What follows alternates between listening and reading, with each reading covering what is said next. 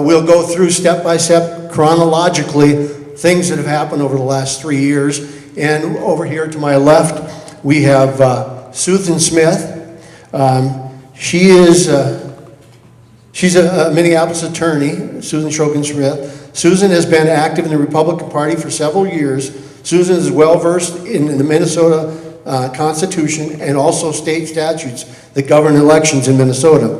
Susan has been active in election integrity to make sure Minnesota elections are fair and honest. She's also been fighting the fight to make sure that the MNGOP be in compliance so that they do not lose major party status. Susan loves her country and her state. And off to her left, and she's the infamous SSS. I don't want to use the other word. And over to her right, my left, is Brett Bussman. Brett has been active in the Republican Party for several years. He is the current chair of the Republican Party in Todd County. He is also currently on the Minnesota Personal Committee and assists with HR. In 2022, Brett was the endorsed state Senate candidate for SDNet 5. Last year, he was a candidate for MNGOP, for the MNGOP chair. He is currently running for CD7 chair in hopes of cleaning up the corruption and uniting the Republican Party. Brett has served our nation, being a 20-year veteran of the U.S. Army. Brett is a true patriot who loves his country and this state. So as we go through the list of abuses, we'll be asking them questions, how these things are nefarious, the legalities of them and stuff like that, because they're very knowledgeable in what should and what cannot be done. My wife and I just started to get involved with politics more deeply in 2020, 21 maybe, something like that. We started doing, along with Eric Hansen, Caravan of Patriots, we started doing caravans for Trump. And then we started getting involved locally in politics. And because Donald Trump talked about draining the swamp, and as we've seen in the national level, he didn't mean Democrats. The swamp is both parties. And so we got involved in our local Republican Party, and we seen it in our own backyard. Thought, what is going on here? So we ran as delegates. So on February 1st, in 2022, people all across Minnesota went out to their caucuses to get involved. But at that point, we became delegates, and then in February, everybody who wanted to be a caucus delegate needed to sign up or be elected by their precincts. So those who got elected by their precincts should go on to the county. And then what we found out between February 1st and February 25th, there was a 3.5 week gap there before they released the caucus delegates. And on that list, we had noticed that several names had been added. There's 92 precincts in Otter Tail County. And we were able to see 30 of those precincts. And out of those 30 precincts, 32 names were added. So what I want to ask these people over here is, why is it important to become a delegate, first of all? And what does that do is that legal? And what do they do when they add these delegates? How does that affect our system? So just real quick, I think I want to tell you, so my belief about the precinct caucus system, a lot of people say it's unimportant. It's actually the foundation of our entire political system. That if any of you have ever built a building, do you build a building on a solid foundation or on a rocky foundation? Right? It's got to be solid, right? Precinct caucuses are where Americans go in only a few states now, because they've effectively been eliminating them around the country, right? Because they don't want the people to participate. But we in Minnesota still have the right to participate and form that foundation. And the foundation is of the Republican Party of Minnesota, which is, in essence, one of two major parties. I mean, it is legally now, because the Republican Party of Minnesota is not a fraternal organization. It is not a nonprofit. It is not a private organization. It really is functionally a quasi-government organization that forms the foundation of everything in your life. Because there is not a single thing in your life not affected by politics. And if you can think of something not affected by politics, please let me know. There's nothing. It's like Greek, and Greek is like in My Big Fat Wedding when the dad says every word is Greek, right? Yeah. Same deal, politics. So when you don't go to caucus and you don't speak and people don't go to caucus, that leaves a gap. The people in that area are not represented. We'd like everybody to show up, but we know people don't. But when you go, you become a person who can hold our party accountable through a chain of events, right? And there's specific Minnesota statutes that we can get into. They are elections. Precinct caucus is elections. It's under election law. There's a body of law. And by the way, I should say this. I'm not here as an attorney. You know, the Democrats called me a bamboozler, okay? I'm not here as an attorney. Every one of you can read the law. Our law is written in plain language. There's something called the canons of construction. Any person who can read at a 4th or 5th grade level should be able to read our statutes and interpret them. We don't need to be an attorney. Don't let anybody convince you you're not smart enough to understand what a law says, okay? You can understand and you should understand. You don't need attorneys. In fact, attorneys mess it all up, to be honest with you, because they try and change the meaning of everything and convince you that, oh no, it could mean all these other things that it doesn't mean. So you gotta go to the caucus if you really want to make a difference. And those results have to be elected, have to be respected. And we know the law, there's no ambiguity in the precinct caucus language. You go, you get nominated at the caucus. Nobody can get added in after the fact. If nobody goes to the caucus and it's blank, they don't have the right afterwards to add people in. You have to be nominated by an attendee at the caucus. That's how it works. And if it doesn't work that way, then it's totally irrelevant. So as I was saying, it took them 3.5 weeks to release the delegate list, and then between February 25th and March 19th is when we had our convention.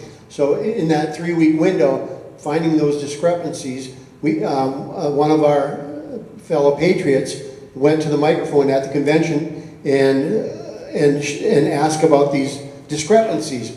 Well, after we talked, we removed 1 or 2 of the delegates. Don't remember exactly how many were removed. Well, then one of the guys that are on the leadership of the BPOU, that's the Otter Tail County Republican Party, he went to the microphone and he made a motion to end all discussion on it. So we took a vote amongst the body there, but in order to do so, they needed 2/3. Well, they had about 60% to our 40%, so they didn't have the amount of people to stop discussion on it. So I think we maybe removed another person, and then he went to the microphone again, and he made a motion to accept the preliminary credentials. That's the list of delegates. So then we had to vote on it, and they had enough people because they only needed a majority, and so they accepted those list of delegates at the convention. So, so then right after our convention, about 9 days later, we had a BPOU meeting in Otter Tail, and we were requesting that they do an independent audit. Well, they refused to do an independent audit, and that was their last open BPOU meeting. Ever since then, they've all been closed. Now end of this last summer, they did have a Zoom meeting, but for the last 2.5 or last 3 years now, they've not had one open public meeting where you could attend in purpose. They disenfranchised anybody that had a different view than them. Merle, I do want to make a comment. This is an important point. Yeah. Because David Hand was elected to be the chair of the Republican Party of Minnesota in October of 2021. And in February of 2022, he took the executive board, the state executive board of the Republican Party of Minnesota into executive session, where it remains today. Alex has started letting people attend meetings when there's nothing personnel related. But this happened after David Hand became the chair, and that was the start of it. This isn't the only place that's happening. They've literally taken those meetings into executive session, which is unprecedented, so. Is it legal to add delegates and alternates after caucus night and by people from outside that precinct? And if not, why is it illegal? So there's a statute that we just mentioned. We kind of already went over this, but the statute requires people to be nominated by their own caucus. So even those forms they had where, do you all remember they had forms that people could fill out, like these emergency forms? If you couldn't go, you could submit it, right? Those are not requirements that people be considered delegates and alternates. Those are people saying, I can't be there, but I would like to be a delegate or alternate. That has to go to the precinct caucus directly. And then the attendees at that caucus someone in that group has to place that name into nomination, and if they don't, that person is not, they can't be a delegate. And that did happen in Otter Tail. Vance Bachman's precinct he didn't go, and he was not placed into nomination. So he should not be a delegate. That's just how it works. So then on April 23rd, this is another month later, they had an endorsing convention in Fergus Falls. And at this endorsing convention, they were going to try and rectify the problem, they said. So what they did is they created a sham show. There was no audit done on who was added and who wasn't added, although we knew at least of 32, and that was only looking at about a third of our precincts. So multiply that by 3, there could have been up to 100 names added, we don't know. So what they did is they invited one of their state executive members to come up here, and they said this: if you have any discrepancies in your precinct, you can go meet out in the hall and talk to her. But you can only speak of your precinct. So in other words, if I'm in the city of Perm precinct, but I see over here on Dead Lake precinct that there wasn't anybody there, or there was 2 people there, and now all of a sudden they have 6 delegates, I know there was some names added. But I am not allowed to speak on it, only those people. So if they were illegally added, they're probably not going to fess up and say they were. So that was kind of a sham show. That was on April 23rd. On October 19th, I was on Facebook, and I wanted some clarity because there was a lot of confusion when I'd ask people on the other side about this adding of the delegates. Some people would say it didn't happen, and others would say, well, it's okay, they can do that. So I wanted clarity of that. So I asked the current chair on Facebook, I said, I made it simple for him. I said, is it A or B? Were no names added, or are you saying names were added, but it's okay to do so? Well, you can see his answer on the very bottom on the left of the screen there. It's legal to do so as long as there's spots. That's a lie. You can't add delegates. Only people in their precinct are able to add delegates, and only on caucus night. Now, if you're going to want to get elected by proxy, somebody from your and you're not there, you're absent, somebody from your precinct can nominate you and they can vote you in, but you can't just add delegates outside of your precinct and after caucus night. He also states on there, this is not an election. Is that on there at all? On the right, yeah. Caucus is not election night, which they've already shown that it was. It's a vetting process. So in other words, they want to sit back in their ivory towers after caucus night and say, okay, I want you in, you can't come in, you can come in, but you can't come in. That's kind of how they want to do it. They want to pick who gets to be delegates and who doesn't get to be delegates. So I think you've already addressed that aspect of it as far as it being illegal. Yeah, let's ask that. Is caucus an election, and is it a vetting process? So it's very simple.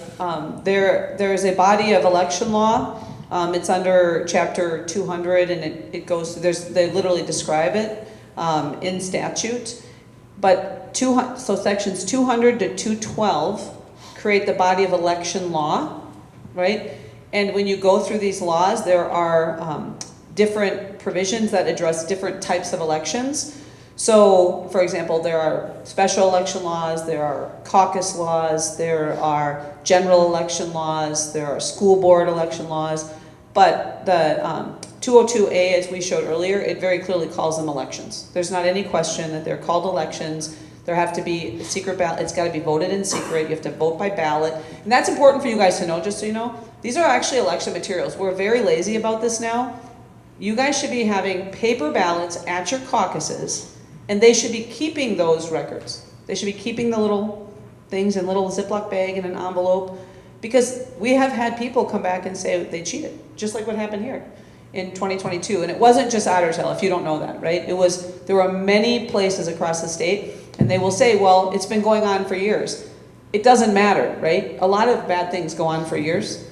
It's just not an excuse, right? So we need to fix it, and we need to come back into compliance and do the right thing.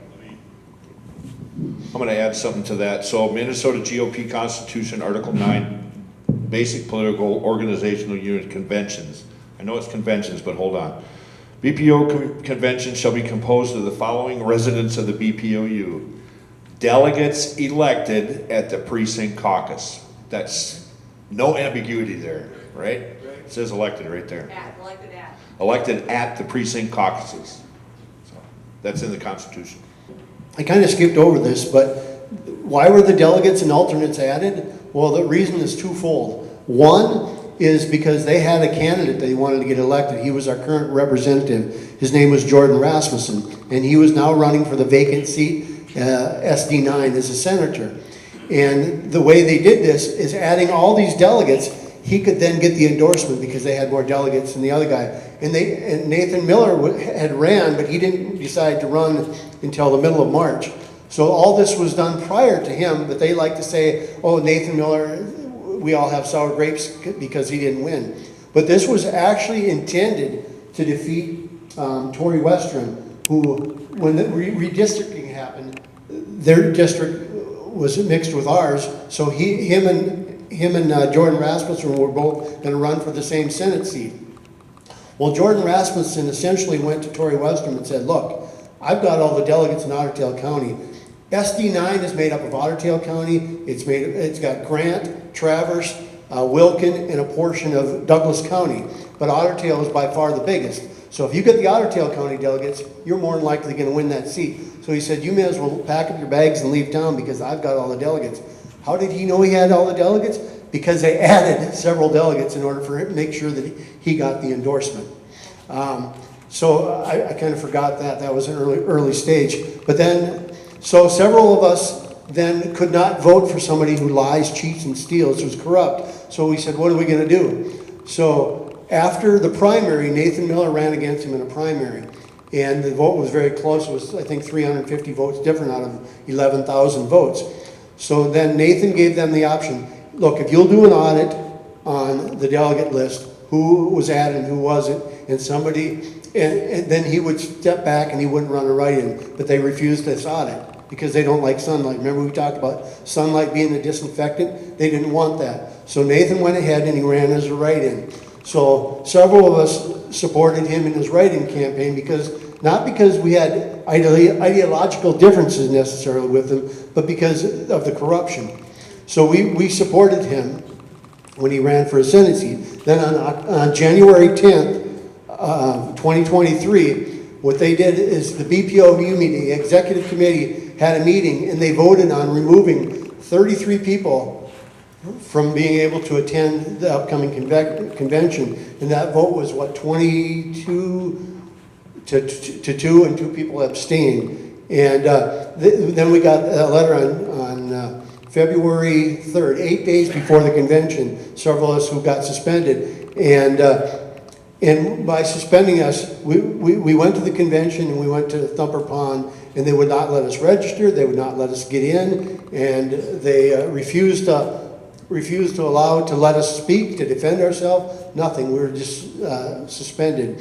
So my question for you guys, is it legal to suspend or cancel duly elected delegates who got elected at their precincts? So it's really important that everybody understand this. Precinct caucus delegates are elected by Minnesota statute.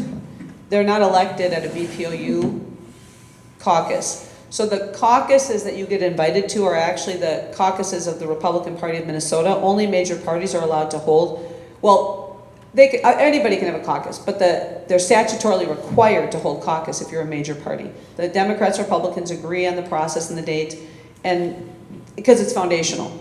And the people elected are elected. There is no mechanism in any way. In fact, the MNGOP Constitution is clear that there is nothing in the MNGOP Constitution that can interfere with the right of any person to engage in a caucus, a convention, that they are entitled to participate in. So this is a fundamental fact of once you're elected, so if you represent precinct A, whatever, you represent all of the people that live in your precinct. You have been elected. And only the elective body, anyways, even if you were to go Robert's rules, it's the elective body that can remove those people. They're statutory. There's nothing that allows their removal. That doesn't mean that any one of those people has the right to go to their BPOU convention and get elected to be a state central delegate or a state convention delegate. Those people can be removed of that power because it's not a right. But once you're elected at the precinct caucus, there is no way to remove you. No executive committee, no state executive committee, no CD, they cannot remove you as a precinct caucus delegate. You serve for 2 years. And in fact, both Otter Tail and the MNGOP have adopted language that is in, and Rich, you have it in image, a screen capture, that very clearly says challenges to a delegate, a person who wants to participate in caucus, those challenges can only be brought at the caucus, right? Yeah, at the caucus in the precinct. There's no such thing as a location convener. Caucuses are by precinct, period. Every precinct runs its own caucus. There's no caucus location per se. There's just a place where people get together. But it's very clear that if I'm going to challenge you or you to be a delegate, that has to happen at your caucus, your precinct caucus. If the precinct caucus people agree to elect you to be a delegate, they've automatically said you are a delegate. And unless you move out of the district or die, they can't remove you. Because that challenge to your status had to occur at the actual precinct caucus. Does that make sense? Yep. And it's in both bylaws of both the Republican Party and Otter Tail. So that brings us up to last year. So on February 27th of 2024, again, we attended caucus. Now, people were telling us, how do we fix this? Well, what you need to do is you need to get people to come out to caucus. You need to go recruit like-minded patriots to come to caucus. So what did we do? We recruited people. We had a whole bunch of people come to caucus. But they knew this was going to happen, so what did they do? They pre-planned chaos and confusion. What they did at last year's caucus is normally there's 7 convening sites. In 2022, there was down to 5. They had them in Pelican, Fergus Falls, Perm, Battle Lake, Henning, New York Mills. Am I missing one? Parker's Prairie. So they had 7 of them, but they condensed it last year down to only 2. Why did they do that? Chaos and confusion. So Tommy Miracle ran the one in Perm, and the one in Fergus Falls was ran by his son, Harry Miracle. How convenient. That way they could control it. Well, at the Perm caucus location, what we did there is somebody made a motion to remove the temporary location convener. I know we don't like that word, but they remove him, and he resisted. But there was a lawyer in attendance, and he said, look, if you don't allow for somebody to nominate a permanent convener, you're breaking state statute. So he threw his arms up in the air and said, okay, we'll have a vote. So they nominated Tammy Berry to be a convener, and then Tommy was appointed by the BPOU, so there was a vote taken. The vote was 183 to 39 for Tammy Berry to remove Tommy Miracle. Now they attempted to do so in Fergus Falls, but Harry refused to allow it to take place, breaking state statute. Coincidentally, a couple days later, he resigned from the BPOU. I don't know why, but that's what happened. So, my question to you guys is this. Why do you suppose they had 2 locations and the registration forms? You guys want to talk about the registration forms and the withholding of the PCR forms? So this is a map of Otter Tail. By the way, this didn't happen, what I'm going to talk about didn't only happen in Otter Tail, okay? It happened, they moved things around. So this is Otter Tail, okay? You see these red X's? These red X's are caucus locations that had been caucus locations in the past. There were 7 of them. They went from 7 down to 5 in 2022. But a lot of people only go to caucus in presidential years. It's a bigger deal. People show up, they get more excited, there's a lot going on, whatever. And so the blue is where nobody went to caucus at all. Not one person went to caucus, okay? So you notice that the blue is connected probably to where they're closer to X's for the most part, most of them. So none of those precincts can have anybody allocated to them at all. The squares are where there were caucus locations, so Fergus Falls and Perham. And we believe this is the divider. The red line is the divider of who went to Fergus this way, who went to Perham that way. Does that make sense? So the only question we had is up there with Scambler, but nobody went, but they probably went to Pelican Rapids in the past. So the green are all the precincts in Otter Tail that we know are certified. Because this is a book that I created with affidavits. See this? Okay, so this is a book, green certified, yellow, people haven't responded, they may be certified, we don't know. These red people are people say we're not certifying, we're not giving you documents. So this is this right here, okay, in terms of certification. So another thing to know is that these people here had a form, the Otter Tail County form, that said that you had to certify, they use the word certify, which in legal terms means something. Certifying something is, that's a big deal. It's almost like you're committing perjury, okay? So they use the word certify. These people down here mostly had a form, this form, which I printed out and brought today, in blue, this in blue. And this form says, please sign here to signify you're in general agreement with the principles of the MNGOP. That's this form, okay? This is the form that they used in Fergus, for the most part, right here. So now if you want to go to the forms, back the one that you had before. So this right here is the form that, so the reports are, I wasn't there, I didn't hear the conversation, okay? Maybe some of you did. But when Tommy Miracle and Tammy were having their argument about the forms and stuff, Anna Matthews reportedly directed Tammy that she had to use the OTC form. Okay? Now the OTC form, it's all one BPOU, right? If one people had to use it, shouldn't all people have to use it? Right? But for some reason, on the other side, they didn't have this issue. They used the MNGOP form. But how many of you have heard the Wayback Machine? Have any of you heard of the Wayback Machine? If you don't know what that is, you should know what it is. Anybody can go online and save a website to the Wayback Machine, and it's preserved as it was that day, including all the links and everything, okay? I use this all the time. I personally have saved the MNGOP website, I mean a lot, okay? So you can go to the Wayback Machine and look at the MNGOP website, and you can still today download exactly the forms that were available at Precinct Caucus Day, okay? This form, I literally did it yesterday. This one, I printed 200 copies of that to bring here for people who are delegates. If any of you are going to be banned, you should fill that out. That's the form. Everybody would have signed that. Everybody would have signed that. So this form, they're not going to sign. So that's the difference here. This one just signifying. General agreement with the principles. This is the one that you have to meet the requirements, which includes you're going to support everybody and you're going to do everything and whatever, okay? So that's the problem there. And they have this. This is their thing that you have to support everybody in the bylaws, right, that they put in there. So people were worried about signing that, right? And that, what I've been told is this right here formed the basis because people crossed it out. And they're saying, well, if you cross that out, it means you don't agree with the parties. I agree with the principles of the Republican Party. Now this is you agree with them. There's no generally agree. There's you agree. You see the difference here? Don't you think everybody should have been able to sign the same form?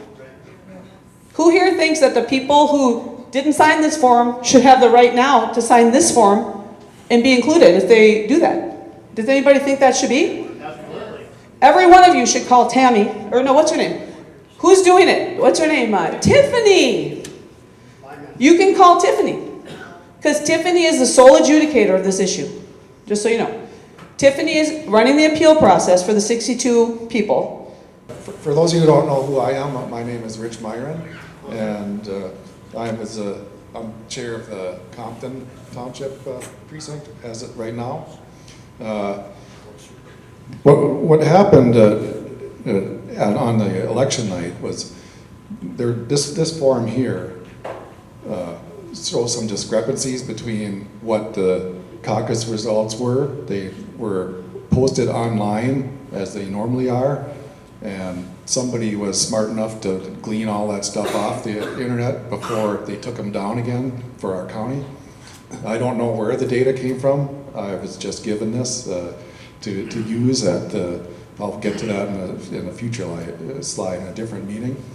But as you can see, from what we could gather and from what the official forums were on the internet, there was a 95, 0.5% agreement between what was posted online and what we knew from caucus night. And despite that, the caucus was declared null and void, even though there was such a huge agreement between those two things. And let's see. And then on April 1st, there was a secret meeting. It was officially dubbed the Select Committee meeting. It was held at Thumper Pond in the conference room upstairs. And the purpose of the meeting was to determine the delegate status from the caucus. They hauled in all the documentation from the caucuses in 2 big plastic totes, and we were supposed to go through, I was part of the secret meeting, I was one of the 2 representatives from Otter Tail County. The rest of them, there was like 9 other ones there from the executive committee and so forth and so on. They even had their lawyer there to refute anything that we had to say. But the purpose was to go through all that documentation and see who was delegates, who were alternates. We were there for 4 hours and we didn't crack open a single packet. There was just 2, they had it in their mind what they wanted to do already. There were a couple people that didn't want to go with what Anna Matthews, the executive director at the time, came up with a guideline for accepting each and every delegate or alternate. But it was brought up by several people there that if we went, why are we holding Otter Tail County to such a high standard when if we did that to all the counties, nobody would be certified as delegate or alternate based on these guidelines. So there was arguments back and forth on what to do, and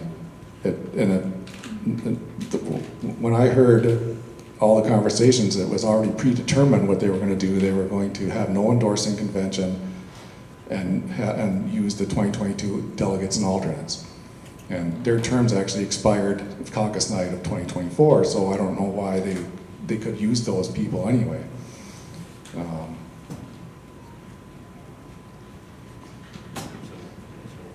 Then from there, there were, I have some notes here. Vance Bachman was one of the attendees at the secret meeting, and he said right out front, in front of everyone, that he doesn't have to accept anything he doesn't want to, because he's independent of the NMN GOP, so he doesn't have to accept anything other than what he wants.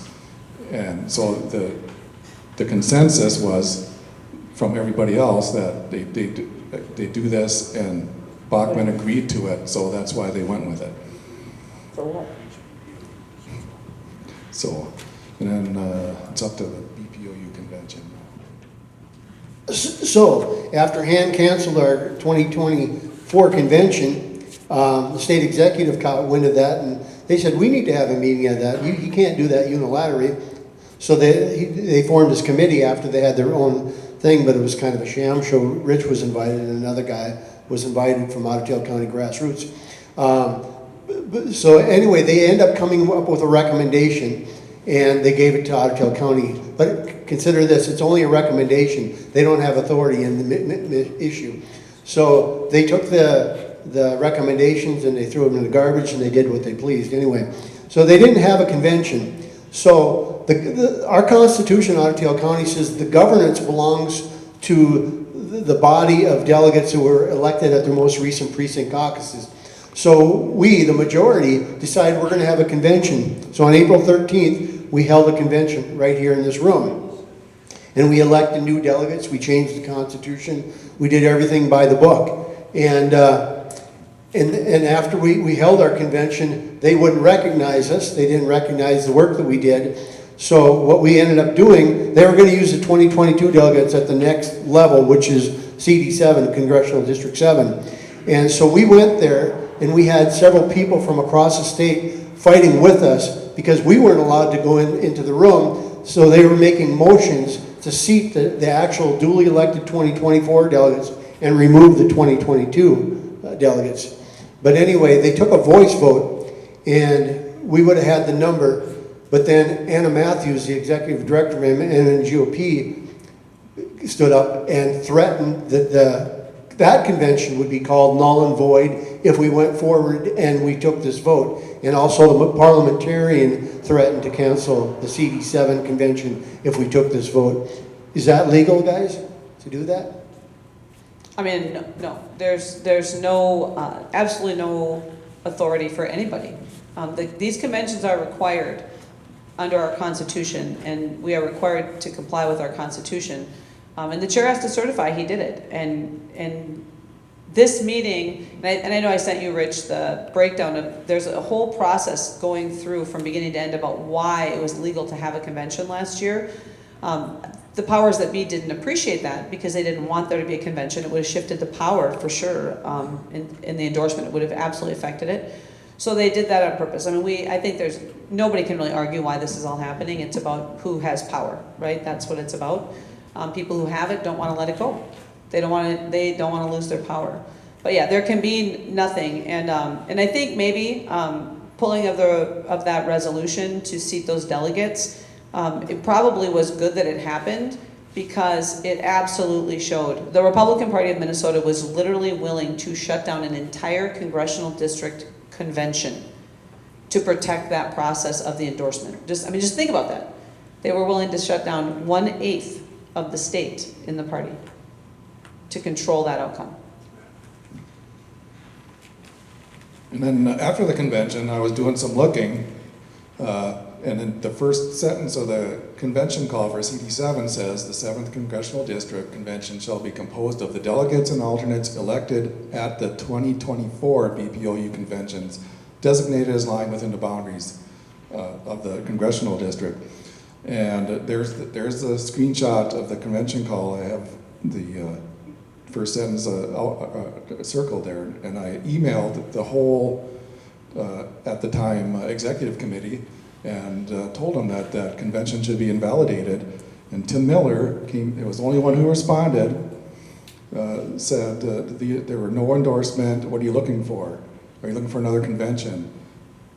Endorsing conventions are not required. And then I appreciate your discontent. It's valid. So he goes through and he virtually admits that they violated their convention call. And my question to you guys, isn't the convention call on the same standing as the Constitution?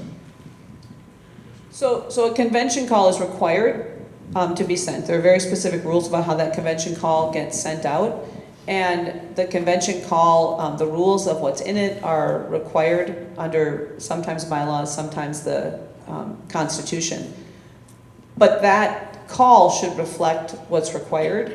And actually, by saying the 2024 delegates, that's 100% correct, right? So that the MNGOP, Constitution, state law, everything points to the fact that once those precinct caucus delegates are elected and once they are certified, they are real. They are real, and there is no right of anybody to not include them. And so there are no 2022 delegates once 2024 delegates are certified, which is why the certification matters, right? Because that's a person with authority saying, this is the person. Now, if they don't show up at a convention, then they won't be seated. That's the dude, and then an alternate might be seated in their place, right? That's why we have that process. But the delegate, once certified, has the right to show up at any BPOU convention for 2 years. They might not go to the first one, but they can go to the second one. Because once you're the delegate, until somebody else becomes a delegate in 2 years, you retain that right. Does that make sense, everybody? So on May 17th of last year, we moved up to the next level, and that was the state convention. Now at the state convention, the MNGOP, they appointed a chair and a parliamentarian, and not just anybody, they wanted somebody who would control the meeting. Now, I don't know if you guys realize this, but at any convention, the people seated out here are the authority. They should control what goes on, but these guys wouldn't let it happen. So there was motions made by people on our behalf to seat the 2024 delegates again and remove the illegal 2022 delegates. Like I said, they acted as tyrants. Motions were made, they ignored them, they shut off microphones, and they would not let a vote. They let a couple people speak on behalf of Otter Tail Grassroots, and they allowed Tiffany Lymaster and Vance Bachman to also speak on it. Well, they were not convincing all. Everybody could tell they were lying, where our side, when they spoke, they told everybody in attendance what happened. So the people in the audience were grumbling and they were ready to vote on our behalf, but the tyrants wouldn't let a vote go forward as to a seat. So I want you, Brett, you were on the floor, you were making motion stuff. You want to address some of this stuff? Yeah, sure. So we had prepared a couple of nights and a couple of weeks before this. We had 30 different motions that we were going to make. We had a parade. Everybody was handed, this is your script. So I ran those meetings, and of the 30 motions that we had, they only allowed 9. So that's, yeah. Yeah, like I said, they acted like tyrants. They wouldn't let things go by that should have been done. So on August 21st, 2024, an email was sent out by 5 of the delegates who were elected last year at our convention, and in this letter, we were addressing a BPOU meeting that was sent out by the former chair. Well, I guess he's still the chair, even though he wasn't elected as a delegate at his last convention. But anyway, they sent out a call for a meeting, just a BPOU meeting, not any convention or anything like that. And so 5 of us signed a letter sending out to all the delegates saying this is an illegitimate meeting because these people's term was done in 2022. So evidently they didn't like that because they still think they're the legitimate one. So a few months later, on October 8th, 2024, MNGOP lawyers sends a cease and desist letter to the 5 of us who signed that. What do you think about this letter, guys? Is that? I mean, all they do with these letters from, and Reed LeBeau is the attorney that took the first position way back in 2022, right? So he's the lawyer, and Tammy Berry, contacted me back in 2022, right at the first time there was a concern about what was going on at Otter Tail, and I drafted, I think, like a 19-page breakdown, a fact check document. If any of you want that, I think Rich has it, he can get it to you. That goes through exactly point by point why the information in Reed LeBeau's letter was wrong. And I think, it's like, you all, how many of you have kids? Any of you, right? You have kids? And so, like once they tell you something, then the story can grow, right? Because you catch them and then it's like, we just keep getting, they just go deeper, right? That's kind of what I think has happened in the party. Some decisions were made a long time ago, a couple of years ago, where they did some things incorrectly, and rather than just fess up, right, they just kept digging the hole deeper and broader and, doubling down. And I was told today by somebody on the state executive board that we should all just blame the former ED, like she did a lot of it, right? And I'm just going to say to you, she did some things wrong, but she also took a lot of orders. So we can blame the person that we see, but we really do need to be asking the question, who do they work for and why are they doing it? Does that make sense? Because these things, all the things you're talking about, didn't just happen. This guy, Reed LeBeau, he's not getting paid by an ED. Do you understand? He's getting paid by somebody to come up with these arguments to shut all you down, right? Do y'all understand that? The Republican Party might be broke, but we've paid a lot of money to attorneys to do a lot of terrible things. Not to attack Democrats, not to file litigation against the Secretary of State, but specifically to come up with arguments to shut down the foundation of our entire party. And if you think that makes sense, then I'd love to have coffee with you, and maybe you could try to convince me. So 2 months ago, December 30th, just before the new year, well, let me start out with this. They had a state central delegate meeting convention in December, and they elected a new chair. David Hand got defeated, and Alex Plekish took his place.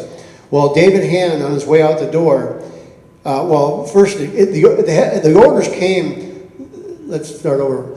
Vance Bachman and the Otter Tail County Executive Committee sent a letter to David Hand telling him not to recertify Otter Tail County BPOU. In other words, get rid of it, just do away with it. They don't have anybody left hardly on their side because people are getting tired of the corruption. So on their way out the door, rather than hand it over to people who actually want to do good, they want to destroy it. So they asked David Hand to not recertify Otter Tail County, just get rid of it. What do you guys think of that? Have any thoughts? Well, he doesn't have the authority to get rid of a BPOU. I mean, he can shut down, correct me if I'm wrong, he can shut down their ability to donate money to candidates, but he can't say you no longer exist, correct? So the precinct caucus forms the foundation of the Republican Party, right? We've talked about that, and there's 4,000 approximately precincts in the state of Minnesota. And then there are these determined by a very big committee of redistricting. They constantly are, every 10 years, right, they redo the boundaries, and so the BPOUs and the congressional districts get realigned, right? But the truth is, for a major party, once you hold precinct caucuses and there are people elected, those delegates form the precincts which form the BPOUs, and there's no way to get rid of them. So when they talk about decertifying or separating, you have to go to a different level. They can't actually get rid of it. Now, if you're a brand new major party, let's say like you were the Legal Marijuana Now party, or you were the Green Party, or whatever, and you're just beginning to form, like you're at the beginning, does everybody agree that there's no way that a brand new major party would have a complete structure in every single precinct in the state? Can we agree that's not possible? So in order to be a major party, you don't have to have it in every single one. But what you do have to have is you have to have a precinct caucus that everybody can go to.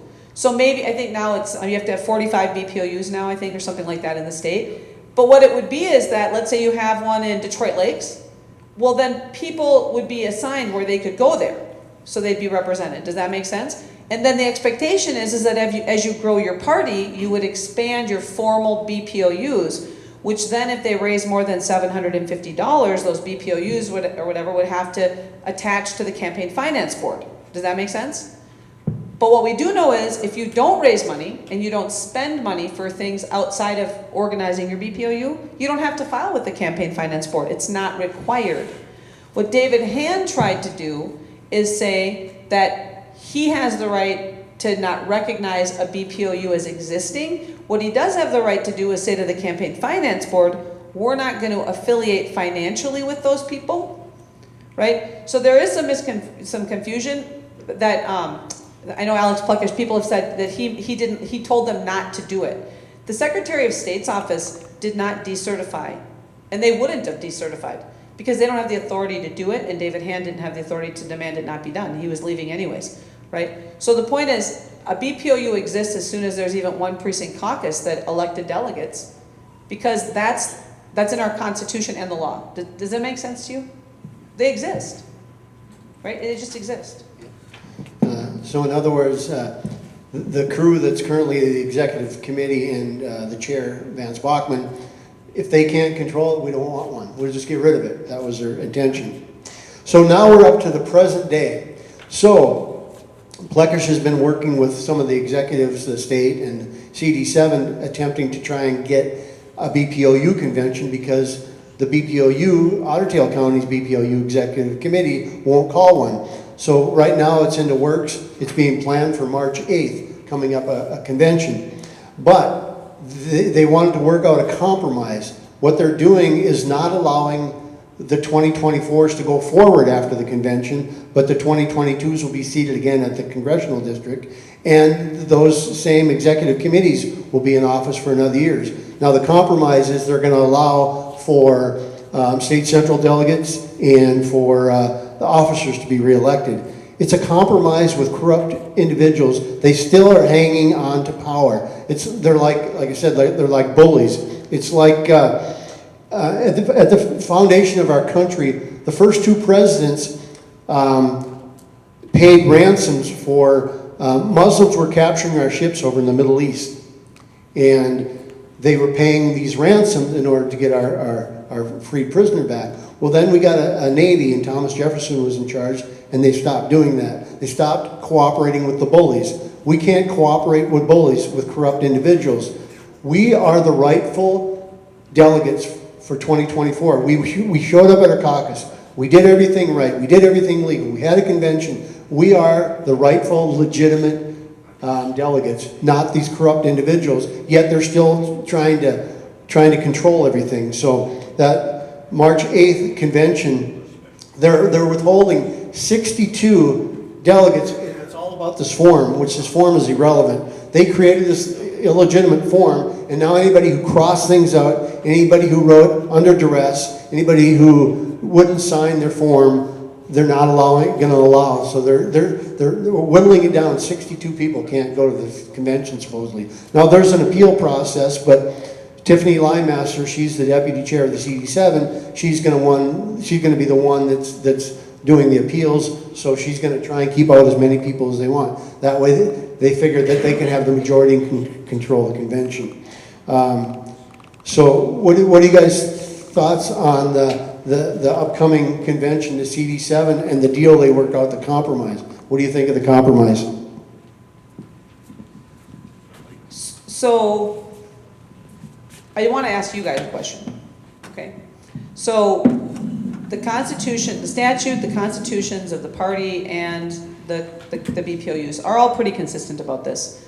That once delegates are elected in the even year, they serve for 2 years until the replacements are elected.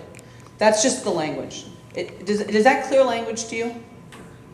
Okay, so here's the critical thing to think, because we spend a lot of time playing checkers, but we have to actually do some critical thinking here, which I know our government doesn't like us to do anymore. Well, Trump does want us to do it actually, but you know what I'm saying? We've kind of been taught to just not question. So if in fact, remember I showed you this binder, the law says certification. The chair certifies. Now you're a delegate. So I have right here this binder, and you all can look at it. Okay? You all can feel free to look. There are affidavits from chairs of 59 precincts in Otter Tail that I personally worked with these guys to make sure we had.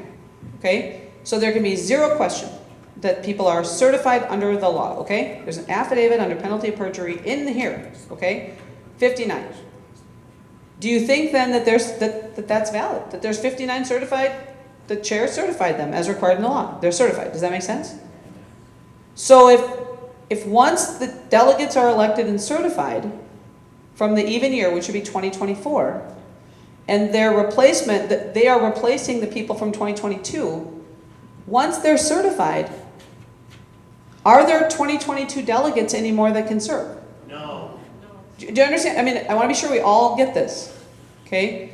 There's no such thing as a 2022 delegate anymore in Otter Tail.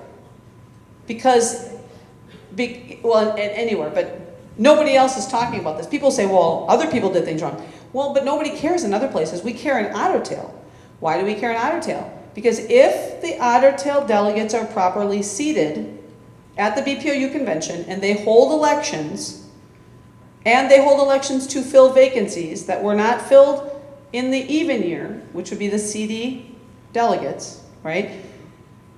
I believe it's very possible that the power of who controls CD7 will flip away from the people that are currently there to people who are now challenging those people. Okay, does that make sense? Yeah. But we 100% know that if we don't seat the Otter Tail people, nothing's changing for 2 years. And those people will then control the organization of the precinct caucuses next year, right? Which will then affect the next 2 years. And if these rules stand, that this is what they get to do, what's going to happen next year? What do you think? So this is a chance for people to do the right thing and fix the problem. Or maybe people think I'm crazy and you read LeBeau's explanation. And by the way, this is America still. People do have the right to make those decisions. I'm just saying to you, read the law, read the constitutions, read the bylaws, and then make a decision, and then make some phone calls to people. Send some emails. Because this isn't just, people will say all across I go all over the state, right? People will say, why do we care about this? This is Otter Tail's problem. Well, guess what? If they can do it in Otter Tail, where else can they do it? they can do it everywhere. And if they can do it in Otter Tail and it stands, they will start to do it everywhere. I'm running for chair of CD7, so we can change this. The list that they sent me from Otter Tail is the 2022 delegates. So just know that they've already decided. Right. So a compliance committee with teeth should be solving these problems, right? Holding people accountable and educating people. How many of you learned anything today? Did you learn anything today? So don't you think that people should be, I mean, people don't know that they don't know something. And how many of you historically, until recently, until the last, let's say 8 years, actually thought you could trust the people that were running? If they're running as a Republican, that's what I'm going to vote for, right? They're good people. You know, they're not necessarily Democrats. They're just profiteers, right? So we can fix this. We just got to show up, right? It's our country. It's our state. It's, you know, this is your BPOU. Just know that I live in Ilhan Omar's district. So just letting you know. You think you got problems. I mean, I'm telling you. So I just want to say this quick first, that I was one of those people that voted in November for quite a while. If you think you're doing your civic duty by showing up in November, you're too late. Somebody else has put those two candidates on the ballot. If you don't get involved early, if you don't get involved with the caucus process before they try and take it away because they want to silence the little people and let the people with the money pick your candidates, you're too late. People always say, oh, why should I even vote? They're both the same. You're right. They're both the same. So you have to get good candidates elected at the precinct caucus level, become delegates, go on to the congressional district and vote for the right candidates. Know your candidates. Just because they say, I'm Republican, I'm conservative, I'm pro-Second Amendment, I'm pro-life, means nothing. Those are issues that they go back and forth on, but the real thing is the stealing of our money. That's what they're after. So you have to get good, honest people running for office. So I have a slate of people from around the CD. I don't know if they particularly want to say where they're associated or not yet, but so yeah, so Jason, state representative. Right now we have Mandy Heffron, who was appointed, Mandy Heffron. And works for who? And works for Michelle Fishbach, just like our chair. who created the forums? Right, right, she created the forums. Anyway, so I'm about solutions. But so the list, if you're running and if you haven't got your list yet, you need to get your list. We need to compare them because they sent me the list, and like I said, the 2022 Otter Tail delegates are on there, and there's only delegates and alternates together is 36, and that's what your delegate number allocation is. So I'm not sure what's going on there, but it doesn't sound good. How many should it be? It should be 36 and 72, right? We should have 37 because it went from 35 to 37 last year. Okay. In 22 we had 35 and now we have Yeah. 37. That's just delegates alone. No. Delegates alone, yeah. Yeah, just delegates, right? Yep.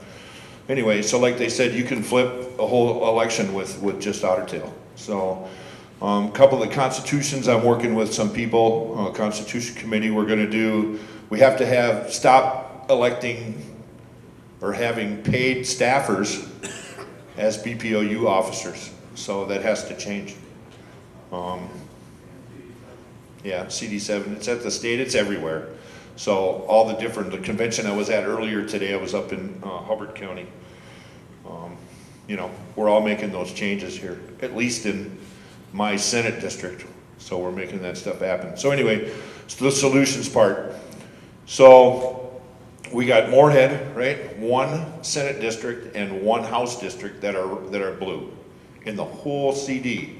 So what I want to do is take every county that's north of 210, which would be north of you guys, right?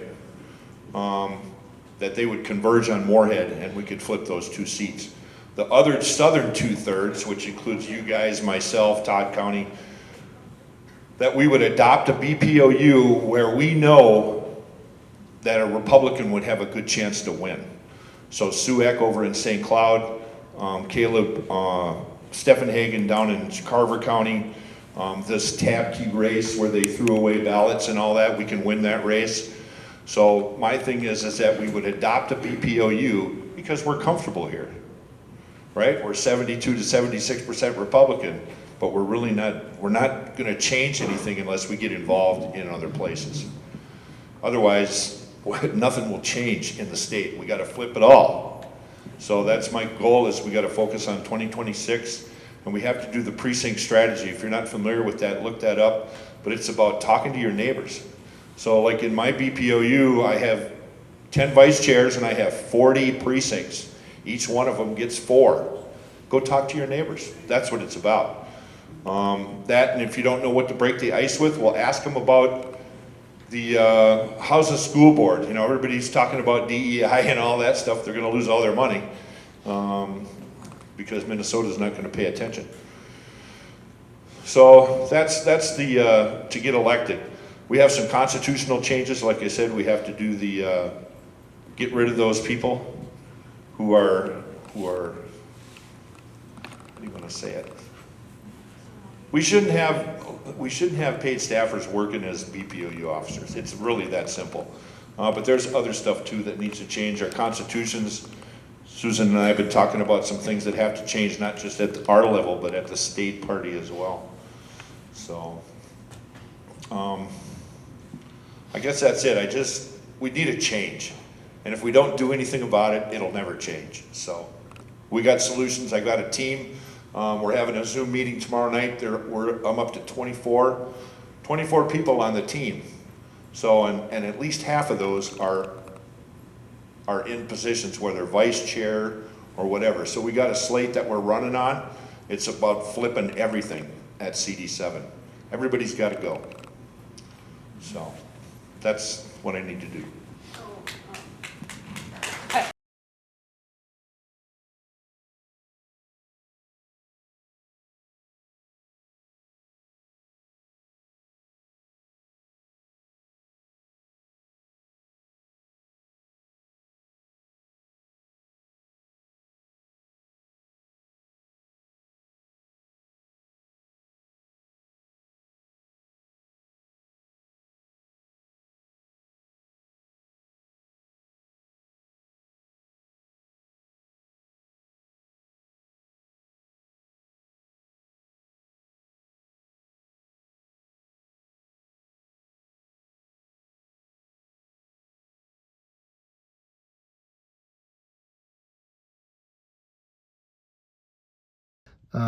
And that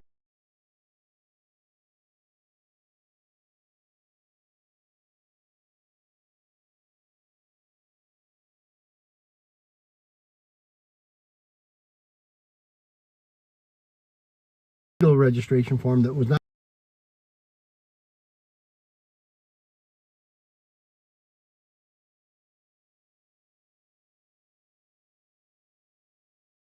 as far as I know, no, the letter saying they wouldn't be invited, one in, but I have not heard of any of them. The main objective of them is to stay in power. So they will lie, cheat, and steal, whatever they have to, from participating in seat people who did not get elected.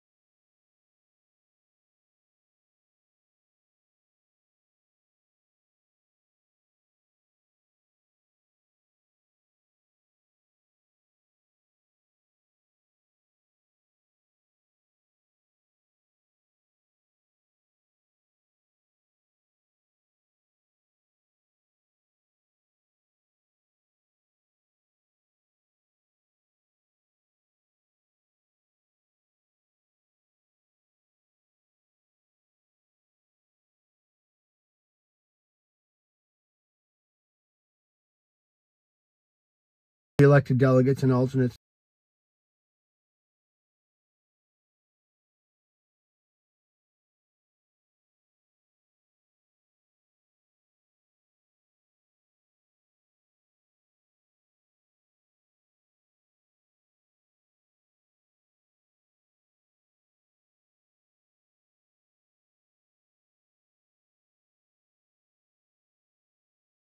At a Republican Party convention.